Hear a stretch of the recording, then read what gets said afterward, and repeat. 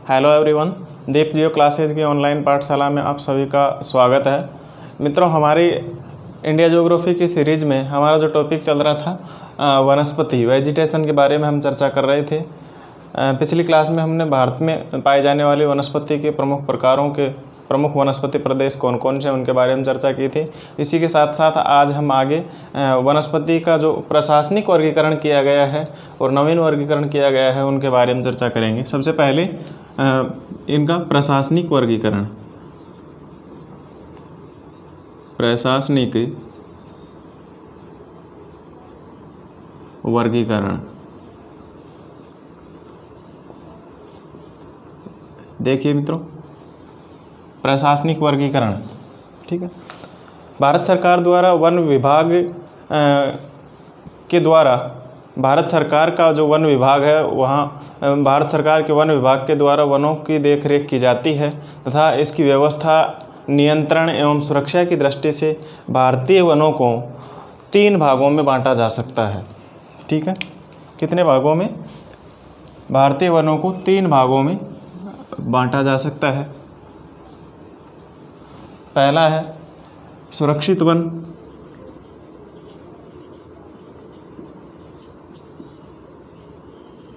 सुरक्षित वन, ठीक है। दूसरा है संरक्षित वन,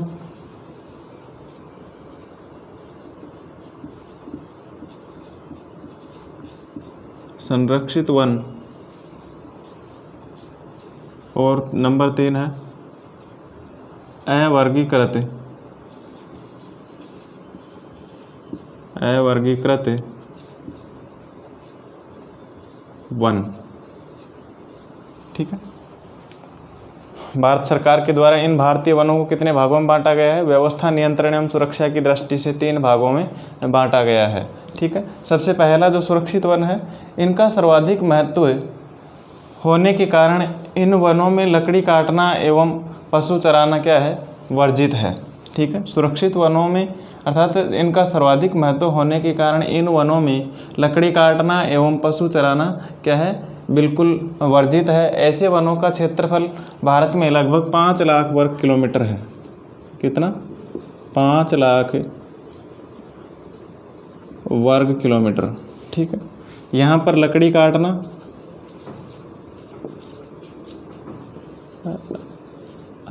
काटना एवं पशु चराना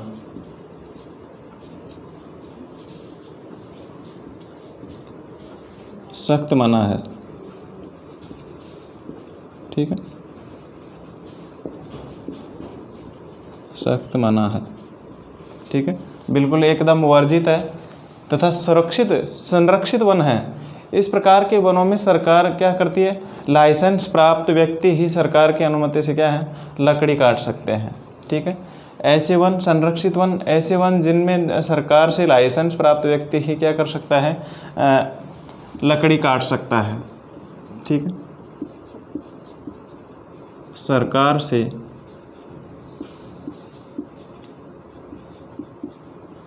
लाइसेंस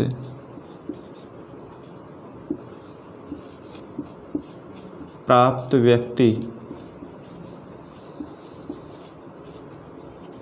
ही लकड़ी काट सकता है। ठीक है, लकड़ी काट सकता है। संरक्षित वनों में केवल सरकार से उस लाइसेंस प्राप्त व्यक्ति ही क्या कर सकता है? लकड़ी काट सकता है तथा पशु चरा सकता है। ये वन क्या होते हैं? भारत के कुल क्षेत्रफल के लगभग 3 लाख वर्ग किलोमीटर क्षेत्रफल में फैले हुए हैं। लगभग 3 लाख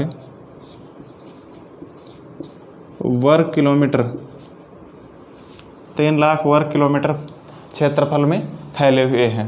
ठीक है, उसके बाद में आता है अवर्गीकृत वन। अवर्गीकृत वन, इन वनों में लकड़ी काटने तथा पशु चराने पर सरकार का कोई प्रतिबंध नहीं होता है। ठीक है, ऐसे वन जिनमें से लकड़ी काटने एवं पशु चराने पर सरकार का कोई प्रतिबंध नहीं होता है। ठीक है, कोई प्रतिबंध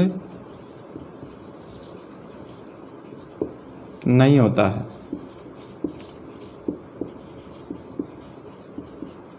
ठीक है, ऐसे वन क्या कहलाते हैं? अवर्गीकृत वन कहलाते हैं। लेकिन ये वन क्या है? उपयोग करने वाले को टैक्स देना पड़ता है। ठीक है, जो इन वनों को काटता है उन्हें क्या है? टैक्स देना पड़ता है।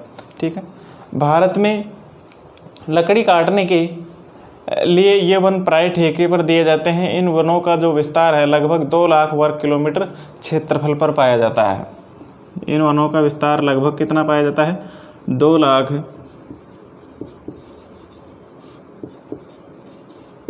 वर्ग किलोमीटर क्षेत्रफल पर पाया जाता है।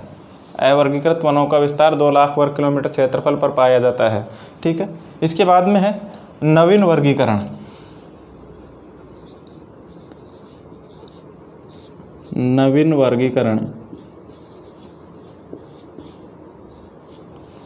नवीन वर्गीकरण यह भी प्रशासनिक आधार पर इसे निम्नलिखित भागों में वर्गीकृत किया जा सकता है, जैसे राजकीय वन है, सामुदायिक वन है, व्यक्तिगत वन है। ठीक है, प्रशासनिक आधार पर इन्हें भी निम्नलिखित 3 भागों में बांटा जा सकता है। ठीक है, राजकीय वन,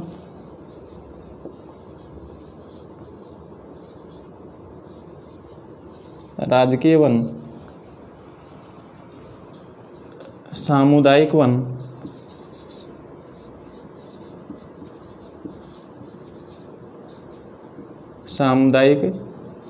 राजकीय वन, सामुदायिक वन तथा व्यक्तिगत वन।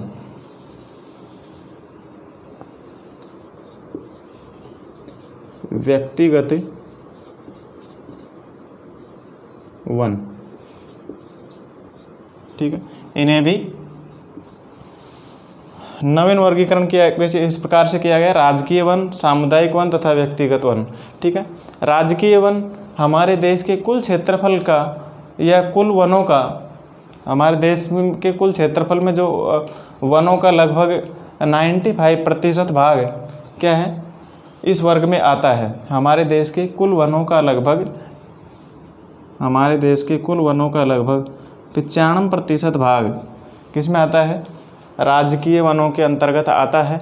इसका नियंत्रण, देखरेख, विकास एवं सुरक्षा पूर्णतः किसके हाथ में होता है? सरकार के हाथ में होता है।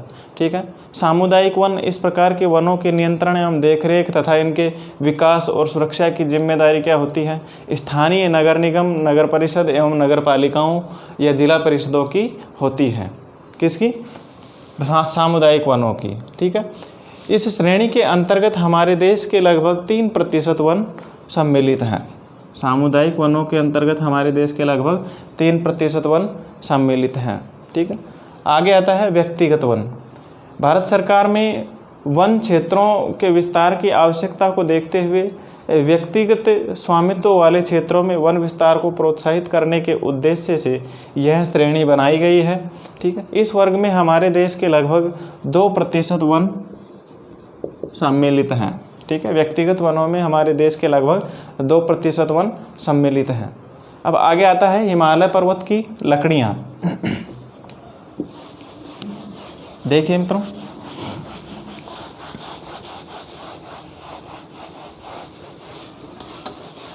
हिमालय पर्वत की लकड़ियाँ कौन कौन सी है?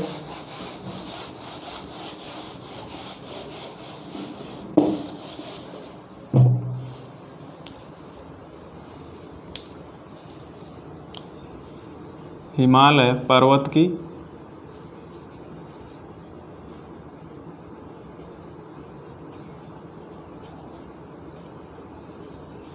पर्वत की लकड़ियाँ।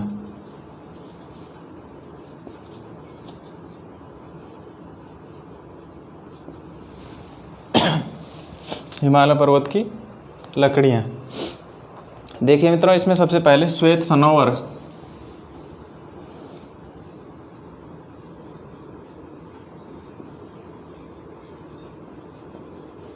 श्वेत सनोवर।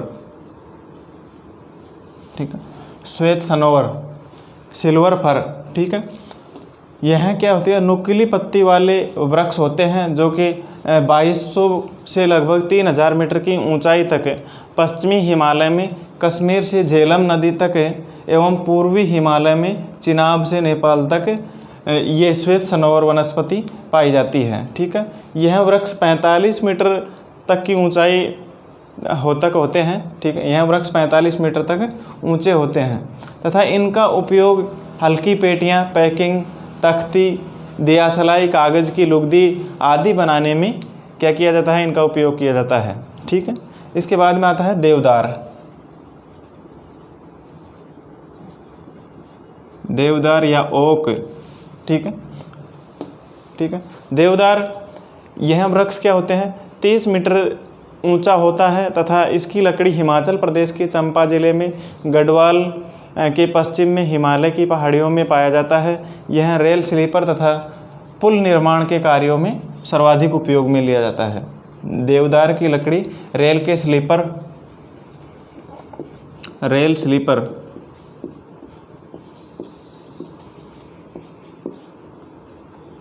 तथा पुल निर्माण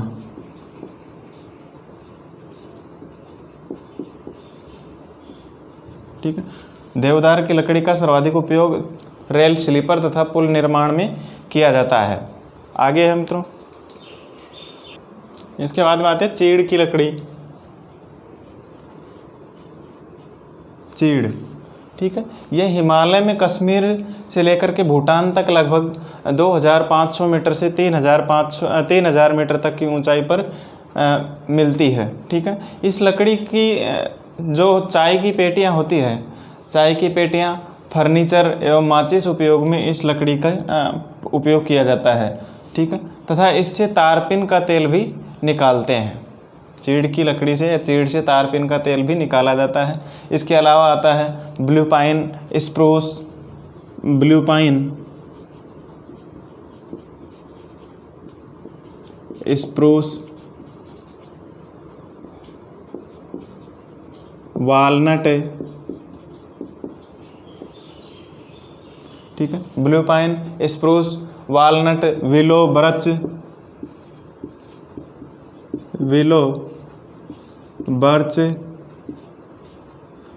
ठीक है, विलो, बर्च एवं साइप्रस।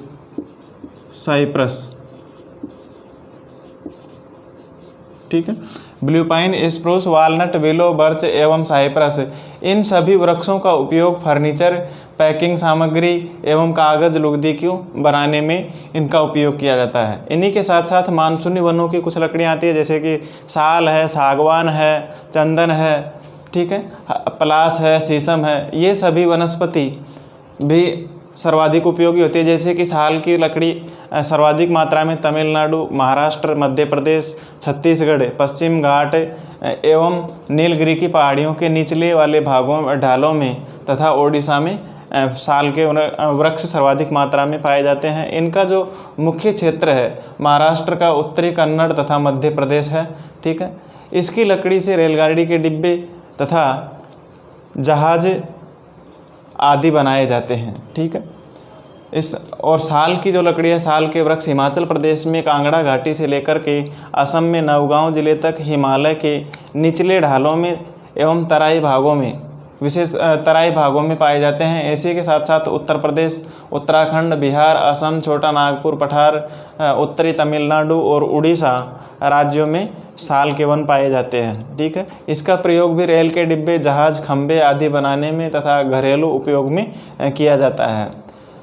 इसके बाद में है चंदन की लकड़ी। ठीक है, चंदन की लकड़ी मुख्यतः दक्षिण भारत के शुष्क भागों में, विशेष रूप से कर्नाटक और तमिलनाडु में पाई जाती है। विशेषतः नीलगिरी और मेलानगिरी की जो पहाड़ी है वहाँ पर चंदन सर्वाधिक मात्रा में पाया जाता है तथा इसकी लकड़ी कठोर, इसका रंग पीला, तेज सुगंध तथा मूल्यवान एवं बहुत महत्व होता है। ठीक है, इसी के साथ साथ जो पलास, जिसे जंगल की ज्वाला के रूप में जाना जाता है, पलास है, हल्दू है, अर्जुन के वृक्ष हैं, ये सभी क्या हैं, मानसूनी वृक्ष हैं। शीशम भी एक मानसूनी वृक्ष है। यह भी कठोर, इससे प्राप्त कठोर लकड़ी जो कि रेल के डिब्बे एवं फर्नीचर बनाने में उपयोग में ली जाती है। यह मुख्यतः उत्तराखंड, उत्तर प्रदेश, राजस्थान, पंजाब एवं तमिलनाडु राज्यों में सर्वाधिक मात्रा में मिलता है।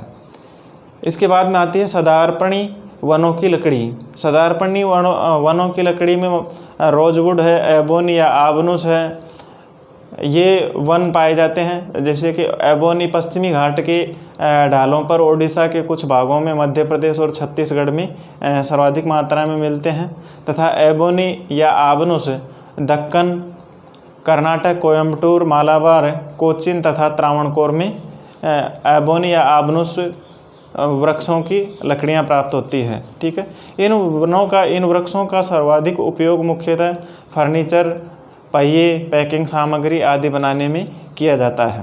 ठीक है, इसी के साथ आती है शुष्क वनों की लकड़ियां, जैसे कि बबूल है, खेर है। इनका उपयोग, जैसे कि बबूल वृक्ष की छाल एवं गोंद बहुत उपयोगी होता है। इसकी छाल चमड़ा रंगने में तथा अच्छी किस्म का गोंद प्राप्त करने में काम आता है। ठीक है, तथा खेर का वृक्ष, यह भी क्या होता है, इसकी लकड़ी भी कठोर होती है तथा इसके दीमक नहीं लगती है। ठीक है, मकानों के खंभे, तेल निकालने की घाड़ियाँ, हल एवं अन्य उपकरण, कृषि उपकरण बनाने में इसका उपयोग किया जाता है। ठीक है, इस वृक्ष से कत्था व कच्छ भी प्राप्त होता है। खेर के वृक्ष से कत्था भी प्राप्त होता है। इसी के साथ साथ कुछ गौण वन उपजें होती है, जैसे कि बेंत है, तेंदु है, लाख, रेजिन, गोंद, टैनिन, कत्था आदि हैं। ठीक है, और अनेक प्रकार की घासें, जैसे कि वनों में अनेक प्रकार की घासें होती है, जिनसे, जैसे कि खसखस घास है। ठीक है, हाथी अग्नि घास है, हाथी घास है। इस प्रकार से कई प्रकार की घासें भी पाई जाती हैं। ठीक है, अब देखें इन वनों की भारतीय वनस्पति की वर्तमान स्थिति क्या है। इनकी वर्तमान स्थिति के बारे में देखते हैं।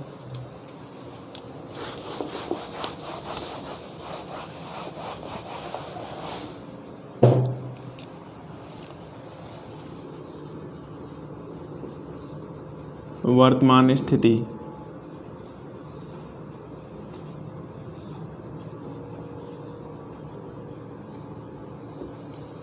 ठीक है, देश में शीर्ष 4 वनावरण क्षेत्र वाले राज्य हैं, मुख्य रूप से मध्य प्रदेश, अरुणाचल प्रदेश और छत्तीसगढ़।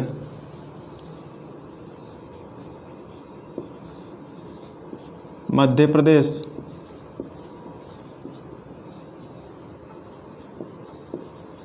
अरुणाचल प्रदेश, छत्तीसगढ़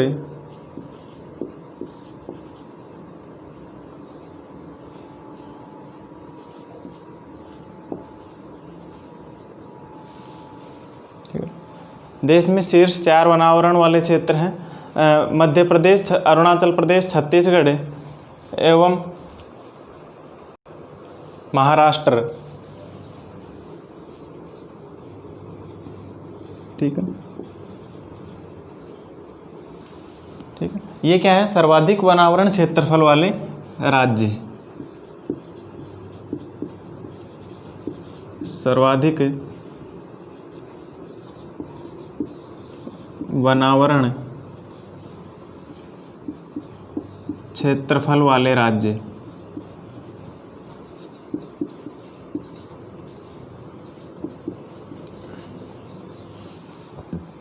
ठीक है, अब इनका कुल क्षेत्रफल अगर बात करें, मध्य प्रदेश में वनावरण क्षेत्रफल 77,462 वर्ग किलोमीटर क्षेत्रफल में लगभग 11.03%, देश के कुल वन क्षेत्रफल का 11.03% भाग मध्य प्रदेश में पाया जाता है।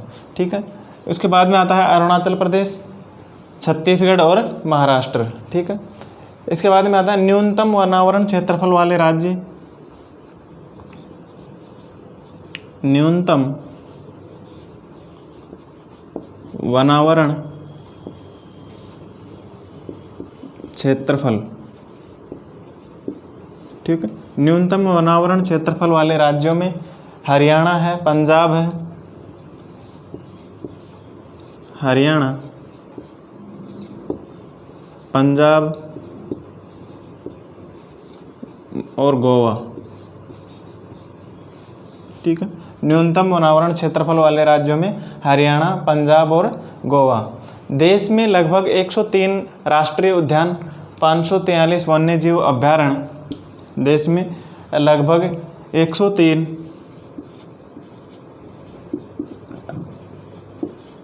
राष्ट्रीय उद्यान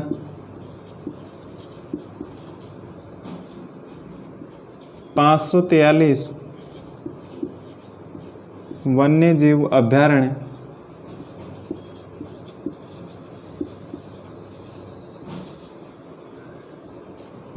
अभ्यारण्य तथा 73 रिजर्व और 45 सामुदायिक रिजर्व, 73 रिजर्व एवं 45 सामुदायिक रिजर्व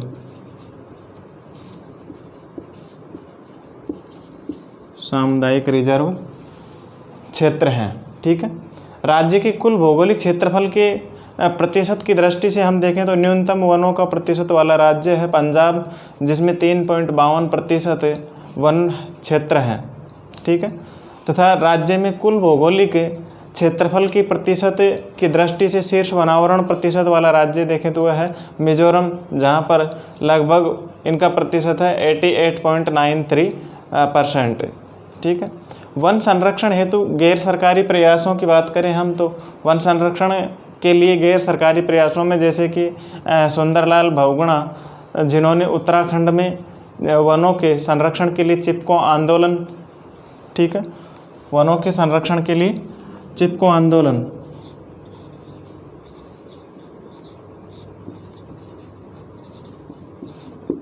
आंदोलन चलाया। किसने? सुंदरलाल बहुगुणा ने।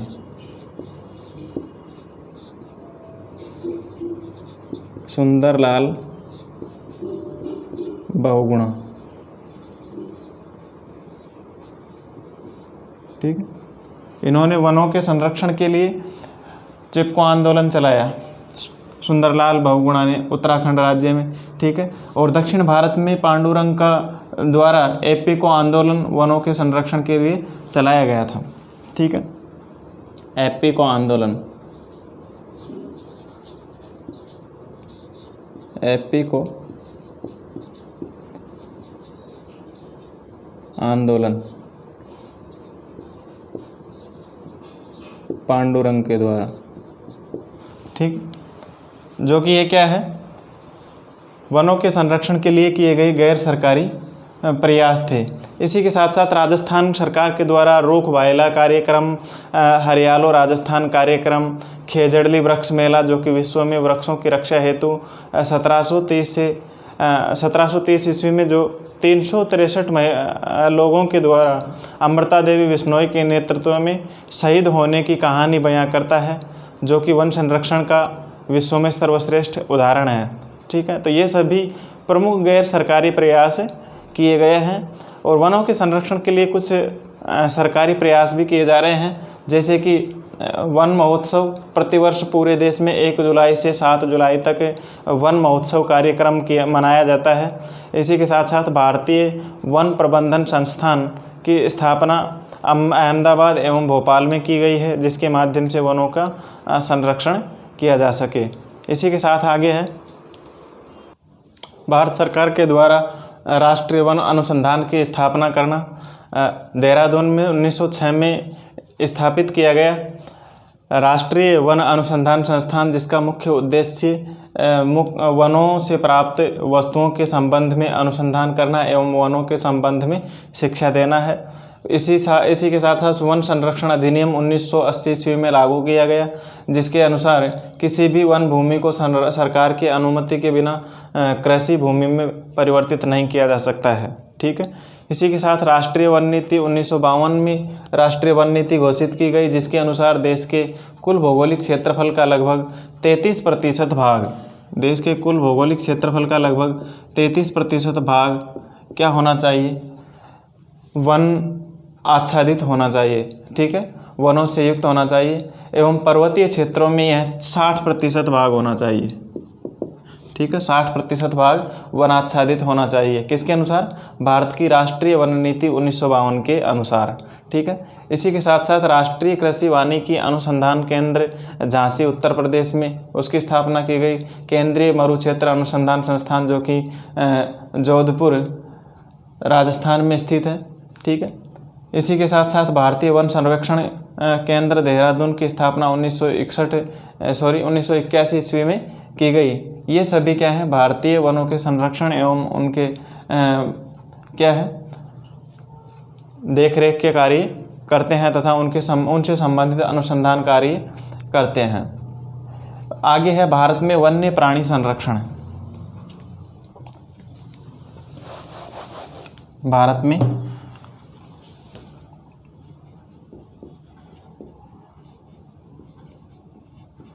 वन्य प्राणी संरक्षण।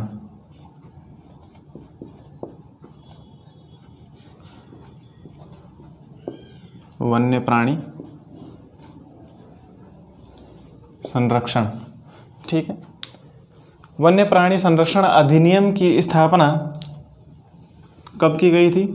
वन्य प्राणी संरक्षण अधिनियम, ठीक है। भारत में वन्य प्राणी संरक्षण अधिनियम कब बना? 1972 ईस्वी में,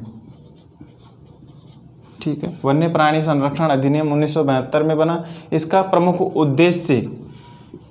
प्रमुख उद्देश्य की हम बात करें, ठीक है, इसका जो प्रमुख उद्देश्य था वो क्या था? संकटग्रस्त प्रजातियों को सुरक्षा प्रदान करना, संकटग्रस्त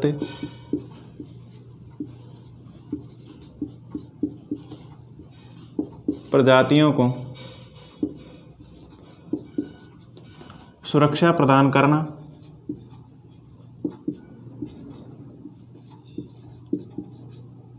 संकटग्रस्त प्रजातियों को सुरक्षा प्रदान करना, ठीक है, तथा नेशनल पार्क, पशु विहार, नेशनल पार्क या राष्ट्रीय उद्यान,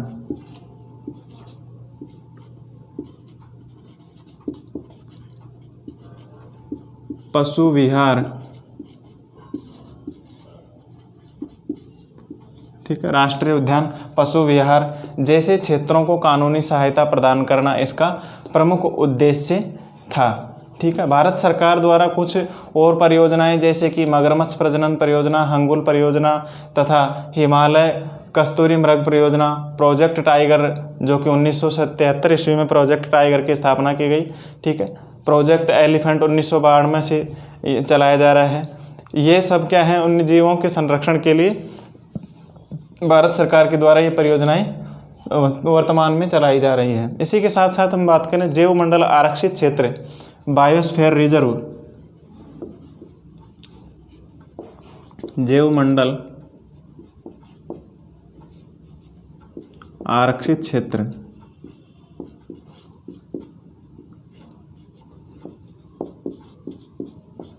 ठीक है, जैवमंडल आरक्षित क्षेत्र, बायोस्फीयर रिजर्व। 1972 में स्टॉकहोम सम्मेलन के पश्चात वैश्विक स्तर पर जैवमंडल आरक्षित क्षेत्र स्थापित किए गए। इसी के तहत भारत सरकार द्वारा भी वर्तमान तक 18 जैवमंडल आरक्षित क्षेत्र घोषित किए जा चुके हैं, ठीक है। वर्तमान तक भारत सरकार द्वारा 18 जैवमंडल आरक्षित क्षेत्र भारत में घोषित किए जा चुके हैं, ठीक है, जो कि निम्नलिखित हैं। देखिए, सबसे पहले नंदा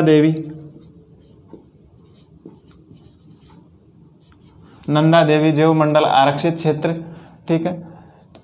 इसके बाद हम नीलगिरी जैवमंडल आरक्षित क्षेत्र,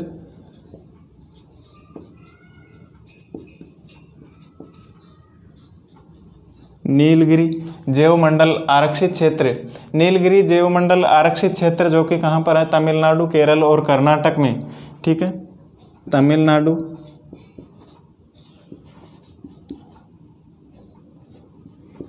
केरल, कर्नाटक, ठीक है, कर्नाटक में जो कि भारत सरकार का पहला बायोस्फीयर रिजर्व है तथा यहाँ पर नीलगिरी ताहर शेर जैसी पूंछ वाला बंदर, शेर जैसे जीव तथा पूंछ वाला बंदर यहाँ पर सर्वाधिक मात्रा में हैं और उनके संरक्षण के लिए नीलगिरी बायोस्फीयर रिजर्व की स्थापना की गई, जैवमंडल आरक्षित क्षेत्र घोषित किया गया। ठीक है। नंदा देवी जो कि कहाँ पर है, उत्तराखंड में, जिसमें हेम तेंदुआ और कस्तूरी मृग को संरक्षण प्रदान किया गया है, ठीक है। आगे है मन्नार की खाड़ी,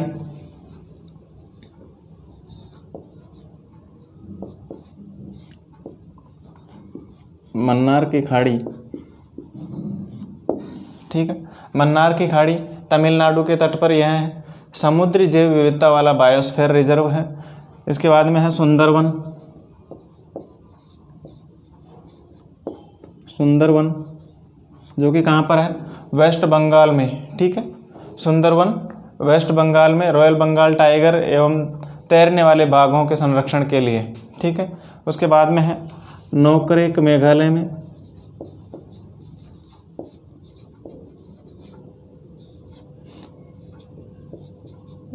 सिमलीपाल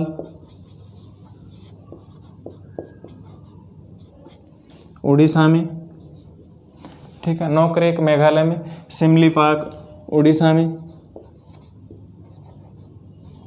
पंचमढ़ी मध्य प्रदेश में, ठीक है। डिब्रूगढ़ साईखोवा,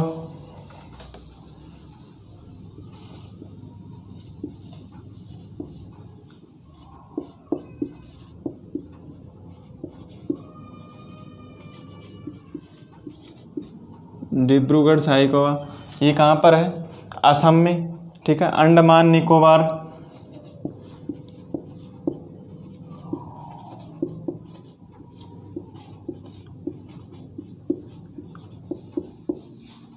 ठीक है।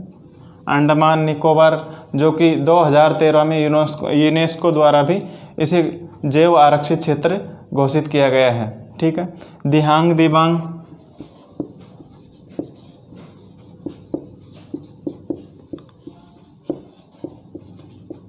दिहांग दिबांग ये है अरुणाचल प्रदेश में, ठीक है। कच्छ गुजरात में,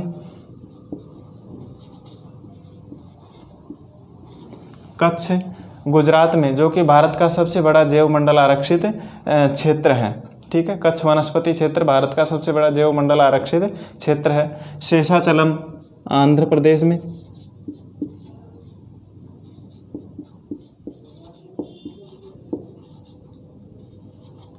शेषाचलम जैव मंडल आरक्षित क्षेत्र कहाँ पर है, आंध्र प्रदेश में, ठीक है। इसी के साथ साथ अचानकमार,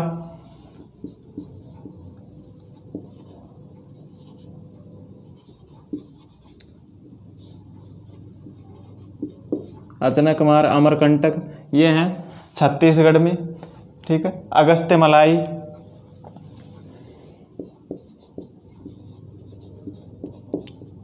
अगस्त्यमलाई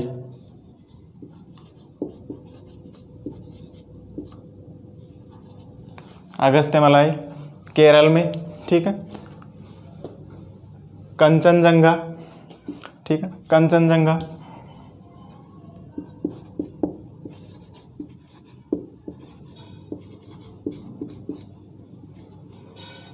कंचनजंगा ये कहाँ पर है, सिक्किम में।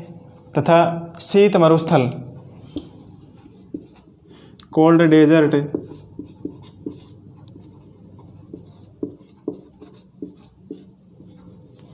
ठीक है। कोल्ड डेजर्ट अगला है पन्ना,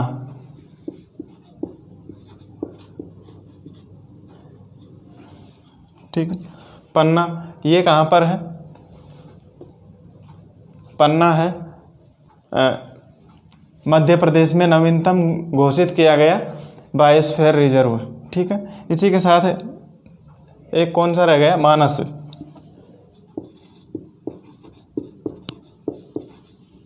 ठीक है। मानस जो कि असम में है। इस प्रकार से ये प्रमुख 18 जैव मंडल आरक्षित क्षेत्र भारत सरकार के द्वारा घोषित किए गए हैं, ठीक है। इन्हीं के साथ साथ कुछ महत्वपूर्ण बिंदु जैसे कि साल एवं सागवान के वन हैं जो कि मानसूनी वन, टेक्सास वृक्ष हिमालय में मिलता है जो कि पार्किंसन रोग की औषधि हेतु उपयोग में लिया जाता है, ठीक है। तो इसे रेड डाटा बुक की सूची में भी सूचीबद्ध किया गया है, ठीक है। इस प्रकार से ये भारतीय वनस्पति के कुछ महत्वपूर्ण फैक्ट्स थे। इसी के साथ भारत में वन्य संरक्षण, वन्य प्राणी संरक्षण एवं वनों के संरक्षण के लिए ये विभिन्न प्रकार के कार्यक्रम सरकार के द्वारा चलाए जा रहे हैं, ठीक है। तो यहाँ ये टॉपिक यहीं पर समाप्त होता है। नेक्स्ट टॉपिक की चर्चा मित्रों अगली क्लास में करेंगे। धन्यवाद।